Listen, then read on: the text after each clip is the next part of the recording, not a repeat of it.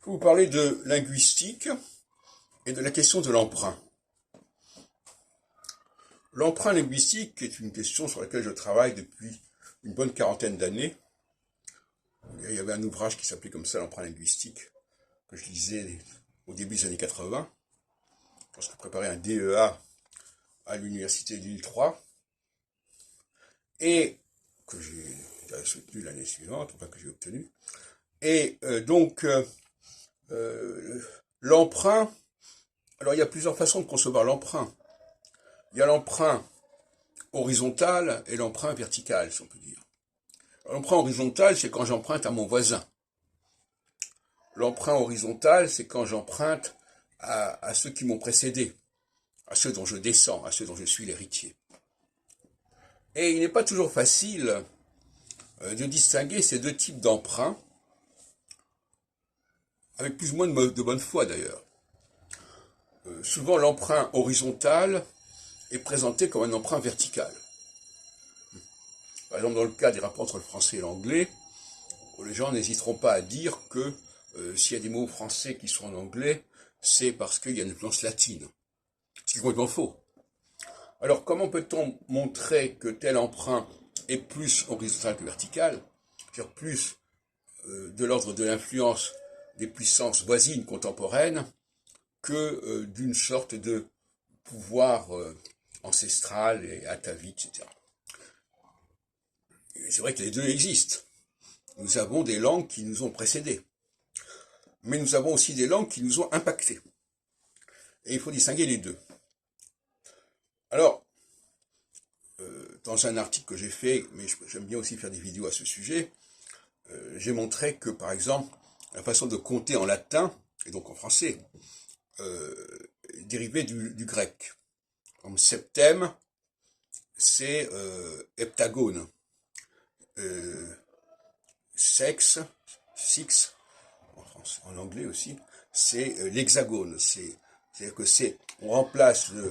on met un S devant hexagone, ça devient sexe. On met un S devant heptagone, ça devient sept. Bon. Alors, quand on lit les étymologies, alors les étymologies c'est tout un poème, c'est un peu n'importe quoi l'étymologie. Hein. Alors l'étymologie justement confond allègrement l'emprunt vertical et l'emprunt horizontal. Alors, on va nous dire, par exemple, dans le cas que je viens de citer, que ça vient du fait qu'il y a une racine indo-européenne commune au grec et au latin. Bon. Mais, d'une certaine manière, je remets en question cette affirmation parce que ça concerne un créneau très particulier qui est la question de la numérotation et plus généralement de l'alphabétisation. Et là, on sait qu'il y a un marquage fort du grec sur le latin, puisque l'alphabet latin dérive à l'évidence de l'alphabet grec. D'ailleurs, on dit en français, pour désigner l'alphabet latin, on dit alphabet, qui renvoie à alphabeta grec. Donc, quand il s'agit de filiation très circonscrite, ce sont des emprunts horizontaux. Alors, dans le cas des rapports entre le français et l'anglais,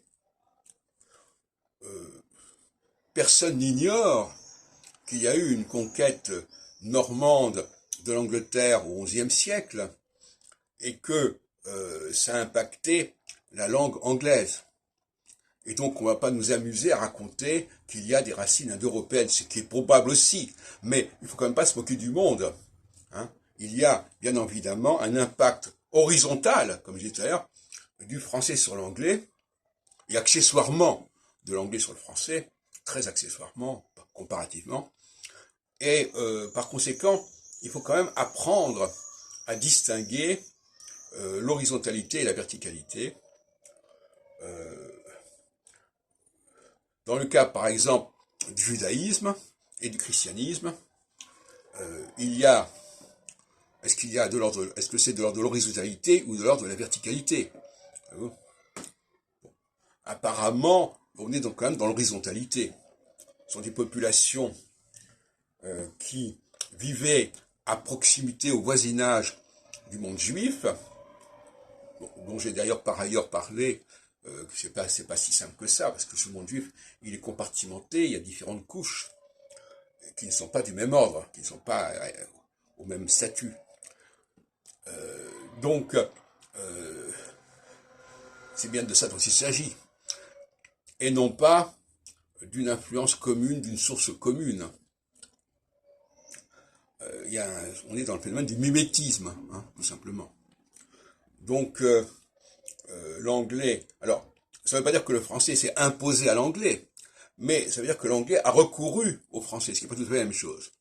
De même que dans la colonisation, dans quel cas y a-t-il eu quelque chose qui s'est imposé, et dans d'autres cas, y a-t-il eu une volonté, une disponibilité des populations à se laisser imprégner par un modèle prestigieux, horizontal, c'est-à-dire qui n'appartient pas forcément à le même courant.